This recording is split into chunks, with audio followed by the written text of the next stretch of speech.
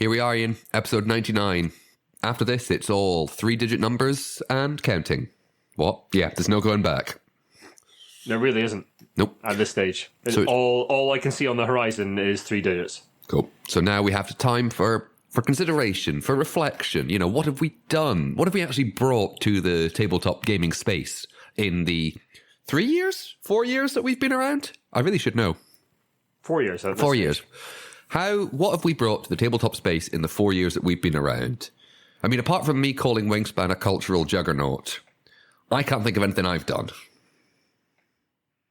I mean, you... Uncompromising news articles? Maybe, yeah, possibly. You and your Arkham horror card game intro, that's a big thing. Oh, that's more the giant brain, which is great, but not Brainwaves. So I think the only thing so far is calling Wingspan a cultural juggernaut.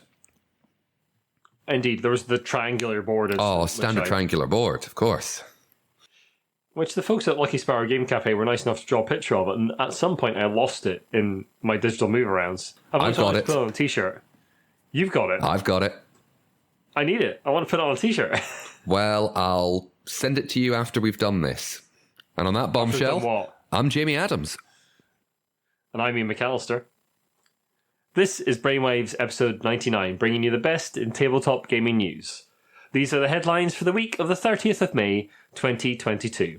A Spiel of the Spiel, the gig economy comes to Dungeons & Dragons, and Drivethru RPG drives out. All this and more on this episode of Brainwaves. Well, possibly the most well-known award ceremony in the tabletop sphere, the Spiel des Jahres, long list and nominees for 2022 were announced this week for the 3 prizes. The Spiel des Jahres, which is the family game, the children's prize, the Kinderspiel, and the more complex game prize, the Kennerspiel. Now, I've also seen the Kennerspiel called Connoisseur's Game. I don't like that definition, hence why I went for more complex. Sometimes connoisseur, sometimes hobby game, but... Connoisseur sounds a little bit hoity-toity. It's incredibly hoity-toity. So the nominees for the Spiele are Cascadia by Randy Flynn from Cosmos, Scout by Kay Cagino from Oink Games, and Top 10 by Aurélien Picolet from Cocktail Games. The Kinderspiel nominees are Auch schön clever by Wolfgang Warsch from Schmidt, Quacks & Co. by Wolfgang Warsch from Schmidt, and Zauberberg by, that's right, Jens Peter Schliemann and Bernhard Weber from Amigo. The Kennerspiel nominations are Cryptid by Hal Duncan and Ruth Beavers from Osprey Games, Dune Imperium by Paul Denon from Direwolf, and Living Forest by Aske Christensen from Pegasus Spiel. Well done to all those nominees, by the way. Notable games from the various long lists include Seven Wonders Architects, which has been gathering, well, a lot of critical praise from many angles. However, sadly not from this podcast, Ian and I found it very, I think ephemeral's probably the way I would describe it. That seems fair. Yep. Another one was Ark Nova, the game that is, I mean, it's sending a heck of a buzz through parts of the community. Like a swarm of... a cultural juggernaut, for instance, Jamie? Well, I don't know. I don't know if I'd call it cultural juggernaut, because cultural juggernaut Wingspan did win the Spiel des Jahres. That's true. And Ark Nova hasn't even been nominated. But it was on the long list, so at least it is worthy of a great deal of recognition, which is, you know, still big plaudits. I think possibly, I've only played most of a game once, and I think I found it a bit too complex for the Spiele. That's the vibe I've gotten from a couple of people I've spoken to, is that games like Ark Nova are too complex for the Spiel des Jahres to consider. But then again, you've got Dune Imperium as one of the 3 nominees, so... yeah. Well regarded, but I believe a little bit more straightforward than Ark Nova. Not played either, so I can't judge. Fair enough. The Kinderspiel is usually announced about a fortnight or so earlier than the other 2, so watch this space, because, I mean, it's this podcast and it's me, so I'm definitely going to cover it. Awards should be probably late June or so. Now, true to form, I can't speak for Ian, I have played exactly none of the nominees. Although, yeah, I am in the same boat as Jamie. I've played none of those games, with the exception of obviously the long lists, Ark Nova and Seven Wonders Architects. Yes, I played some Wonders Architect. I haven't looked at the rest of the long list like Jamie has, so I can't speak to those. Also, I believe Quacks & Co. will be available at UK Games Expo to play. quite possibly, and if you're listening to not- this, not UK out Games of Expo UK yet. is next week. So, what was I going to say? Yes, Cryptid, which is on the list. It was released in 2018 in English, so people are going, well, why is it in the Kenner Spiel nominations for 2022? Well, it was released in German last year, hence its inclusion. And I think it's important to remember that we live in a very, well, board games and tabletop games are themselves a very luxury hobby, but this is a great example of we live in a very privileged position in the English-speaking world, in the Occident, most of the Occident. And we have that access to games. And sometimes it takes a very long time for games to arrive. One thing that springs to mind is, I'm afraid I cannot remember the name of the game itself, but it was a Spanish game. And it's about witchcraft and magic in medieval Spain, medieval Iberian Peninsula. And that was not available in English for about 20 or 30 years. So RPG, I think you're talking about. It is. Sorry. Yes. Yeah. Sorry. Did I not say that? Maybe I forgot. I can't forget what happened. I can't remember what happened a couple of minutes ago. I promise I'm all right, folks. I promise. Anyway, well done. Well done to all the nominees. We'll report on the winners when those come in. Special congratulations to Hal Duncan, who's a friend of the show and a regular contributor to our Discord. He's a very nice chap. And obviously, that's not going to influence our opinions on any of the nominees in any way, because. But if you want to bung us a few bucks, then it might. We're unscrupulous like that. Pardon? What? You don't get paid? I don't get paid. What do you? I get paid in exposure. One way to get paid, Jamie, is obviously the investment in the app economy. And it seems like there are apps to rent everything these days, from borrowing a dog to hailing an Uber. The app economy has boomed in the last decade. We've covered many times recently how technology has been changing the face of the tabletop hobby. And now it seems a new startup is looking to change the way you can get a games master for your tabletop role-playing game. You can hire one. Founded in September 2020, Start Playing, that's StartPlaying, all one word, has had over 100,000 games hosted by the 1,000-strong stable of professional games masters that have earned them a collective total of $2.5 million. That's the games masters, not the company. The online platform allows players to choose the sort of game they want to play, from one-shots to long-term campaigns, though the focus on the type of game seems to be amongst the Dungeons & Dragons and equivalent role-playing systems. The company has recently raised $6.5 million in a new funding round. Nate Tucker, CEO of Start Playing, said the funds will go towards doubling the size of the team, industry networking, hiring top talent, and scaling up their marketing reach. One of the new investors, Jonathan Lai, said in a blog post, "More than 40 million people play Dungeons & Dragons around the world, and sales have grown by double-digit percentages for the last 5 consecutive years. No longer a fringe hobby, D&D features prominently in mainstream and celebrity culture." Spurred almost exclusively, I would assume, by Stranger Things and Critical Role, and the myriad of other things that have spawned off Critical Role, like, for example, Red Nose Day, Vox Machina, Red Nose Day, where they've had various celebrities in Britain and the UK playing role-playing games or Dungeons and Dragons, and the amount of money raised changing how the game will affect the players. Yeah, absolutely. It's hard to quantify the impact that Critical Role has had on the success of 5th edition Dungeons & Dragons, and of course its Dungeons & Dragons inclusions in the oft-used term on this cast, the cultural juggernaut that is Stranger Things. It's about to hit its 4th season, and I believe there is some Dungeons & Dragons being pushed into that series once again in that 4th season. So yeah, we're bound to see a bit more interest in that game. They even had a Stranger Things sort of introductory role-playing game tie-in with Dungeons & Dragons. So yeah, it's hard to underestimate that impact on the hobby. It's fascinating to see Dungeons & Dragons attracting this kind of investment, the sort of investment that is usually reserved for tech startups, for like Silicon Valley kind of entrepreneurs. It's really, really interesting to see the hobby start to attract investment from outside Well, you know, the actual hobby itself. If you build it, they will come. Anyway, Jamie, sticking with the world of role-playing games for a moment. News from the world of all things PDF. That's right, it's Drivethru RPG. They delivered not one but two pieces of news this time. Now, on the 20th of May, Drivethru RPG went down for a few hours, and the next day, the cause was found to be a security breach. In a brief post on Medium, the company said, "We've completed our investigation into the security incident last Friday, May 20th, 2022. Our team has confirmed that no private data was compromised. We have identified the method used to modify price points in the database and released a fix to prevent it. All sites and all pages have returned to normal operations. We apologize for the impact on customers, publishers, and creators. Later this week, we will analyze any titles that were ordered at incorrect prices and make restitution to publishers and creators whose titles were affected." Now, we'd like to encourage all our listeners who use Drivethru RPG and indeed use any internet site to regularly update your passwords and be cautious about using the same password across multiple sites. Not looking at anyone in particular, Jamie. But wait. I'm probably the same. I said Ian. I said wait, Ian, for goodness sake. But wait! There's more. Drivethru RPG recently suspended designer Dave Johnson from the site.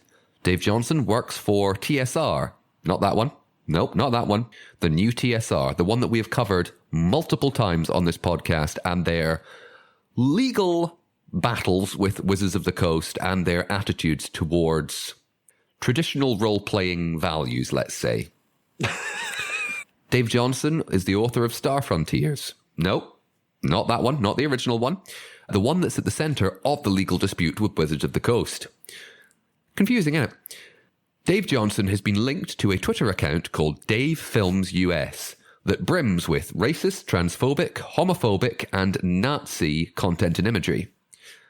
Ian has looked into this. He's not enjoyed it. And he didn't do it willingly. We'll provide a link to some of the evidence compiled, but trust Ian, please don't look, because it's just appalling. It's one of the dark holes of the internet, and I know there are a lot of dark holes. It really is, folks. I urge you. We will provide that link, like Jamie says. I have looked at under the sort of like auspices of like doing this story correctly and being a journalist. I urge you not to, because it's basically all those things that Jamie mentioned in meme form, and it's really quite sickening. It's not good. But it's good to hear the Drivethru RPG acted so quickly. This investigation was done, they looked into it, they suspended them straight away, and it's yet another nail in the coffin of new TSR, who have been generally quite horrible throughout this whole thing. Yeah, I was about to say, but the good side of them is that they've given us lots of news, but that's not a good side, because... It's not good news. It's not good news at all. No. But they have acted quickly, which is great to see, and hopefully they will continue that kind of policy in the future. And remember, folks, it's not enough to be just non-fascist. You have to be anti-fascist. Actively anti-fascist. Actively anti-fascist. As Woody Guthrie said all those years ago, all you fascists bound to lose. And now, on with the rest of the news.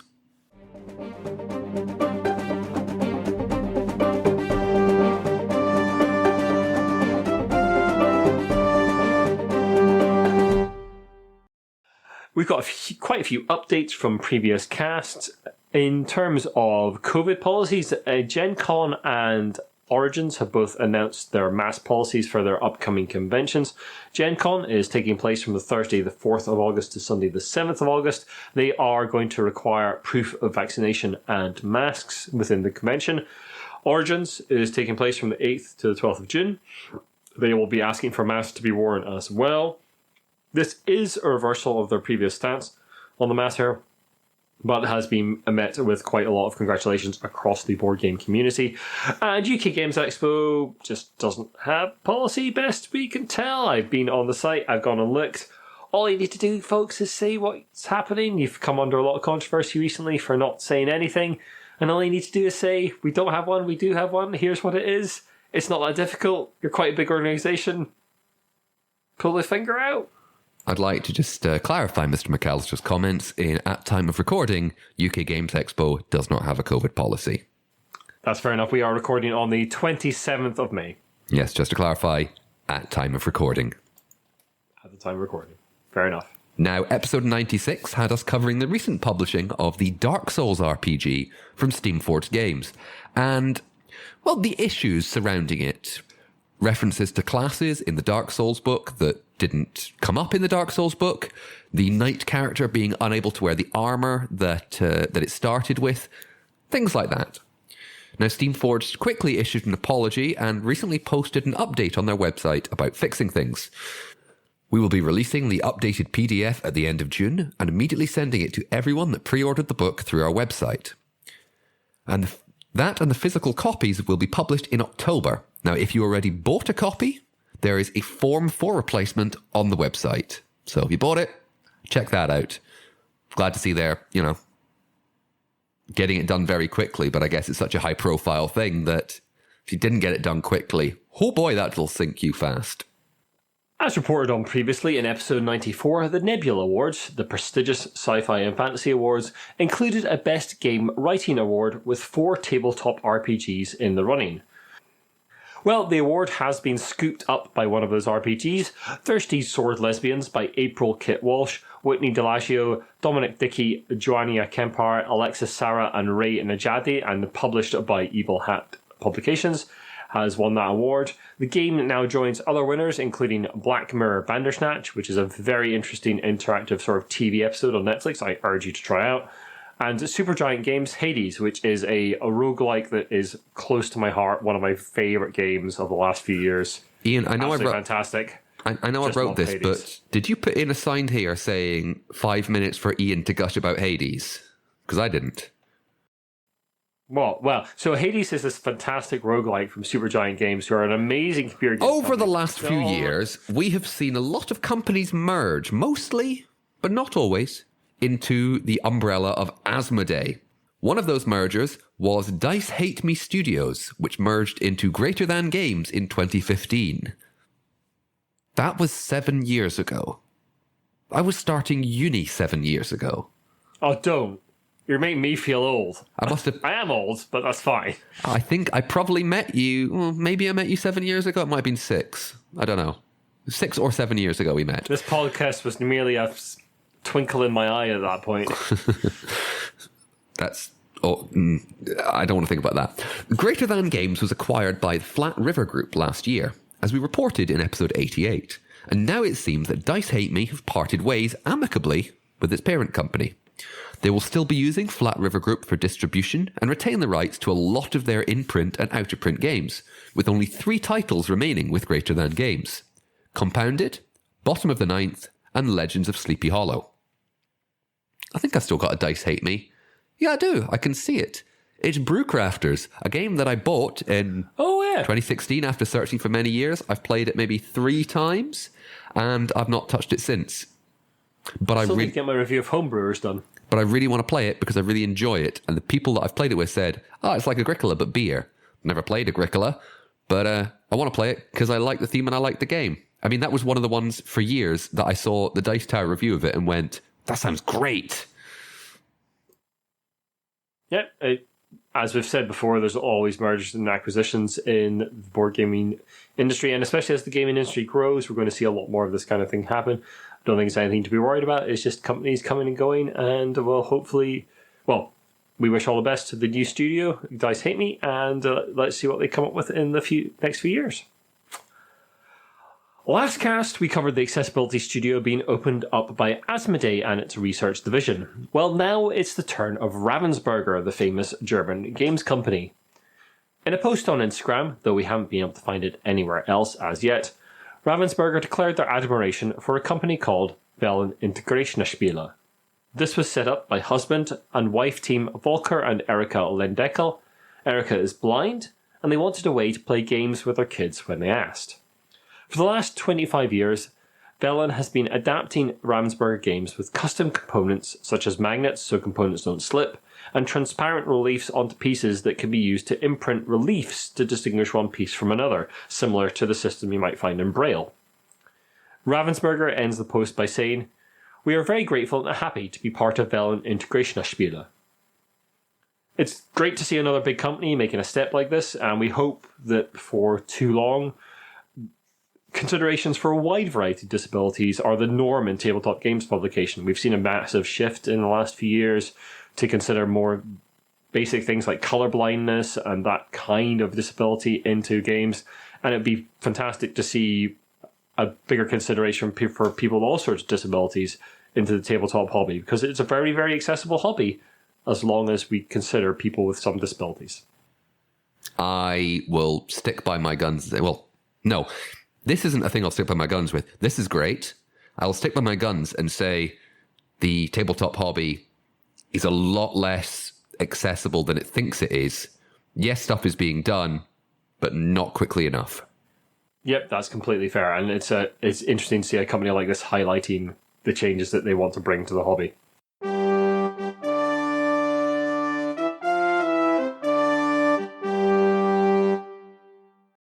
We'd like to take a moment now to give a shout out to our patrons. We really appreciate all the support they give to the cast, especially our executive producers, James Naylor and Shaun Newan. James Naylor is the mind behind Magnate and some other upcoming games, and Shaun Newan is from the Game-A-Lot team. We'll link to all of James and Shaun's bits and pieces in the show notes. You can find numerous ways to support us on the Support Us part of the website. You can get fantastic metal dice from Metallic Dice Games. There's shirts from Sir Meeple. Various ways to support the cast, and it really helps us out. It helps us fund the cast, fund upgrades to the site like I've done recently, and keep the podcast going without me having to shell out cash, which I really, really appreciate, especially in these difficult times. Jamie, pass me the cake. No, my cake. Actually, it's not. Right now, cake. Right now, it's not cake. It's cake. Right now, it's not cake. It's rice and beans, Ian.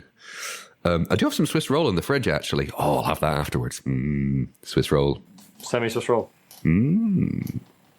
Post me Swiss Steamed roll. hams. What? I want your Swiss roll. No, you're not taking my Swiss roll. The Great British Bake Off, or the Great British Baking Show, if you're in North America, is... I mean, I've got a cultural phenomenon here, but I will call it what it is, a cultural juggernaut over the past decade or so. That really is what we just do. It's just because I say it all the time. I'm going to get you a t-shirt with that on it. I mean, that's cool. I'm a cultural juggernaut. I'm not a cultural... Stop it.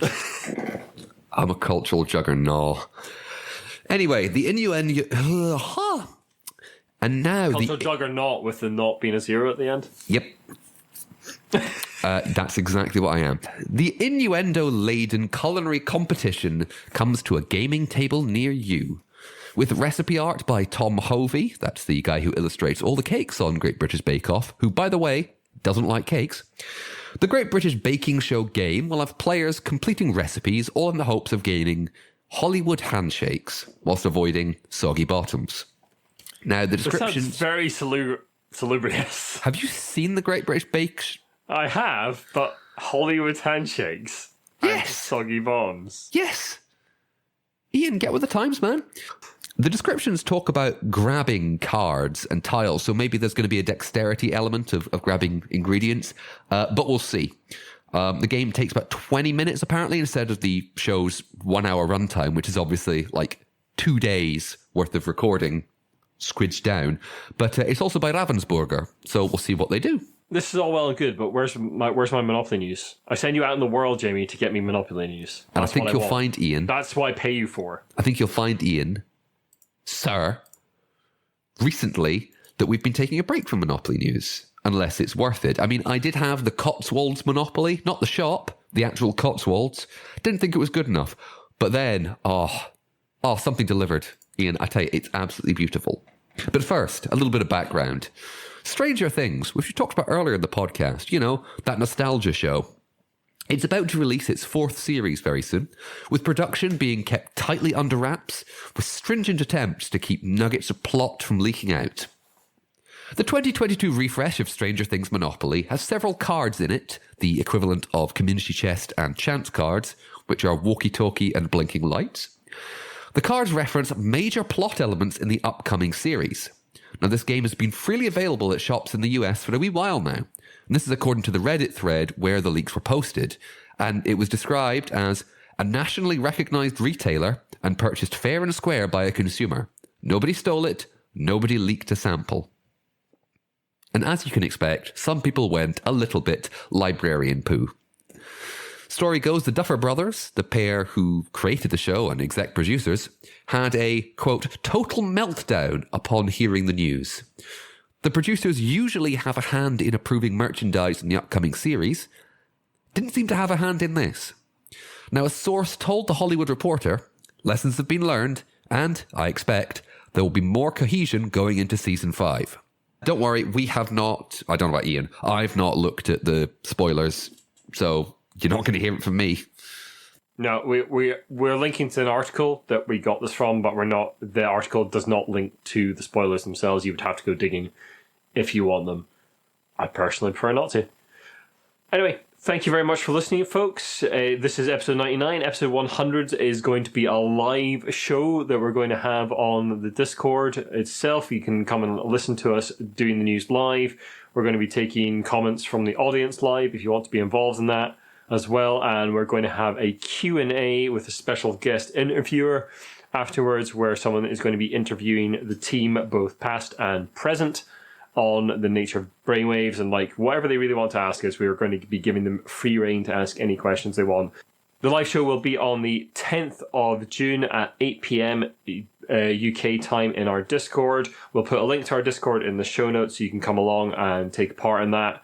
You can ask questions of us. You can comment on bits of the show. You can do any. We really want to get the audience involved. It's our 100th episode. It's a massive milestone for the cast, and we'd like to thank everyone for their support and help over the years. In the meantime, as usual, if you like what you listen to, the best way to help us out is to share the podcast and drop us a review and rating on iTunes.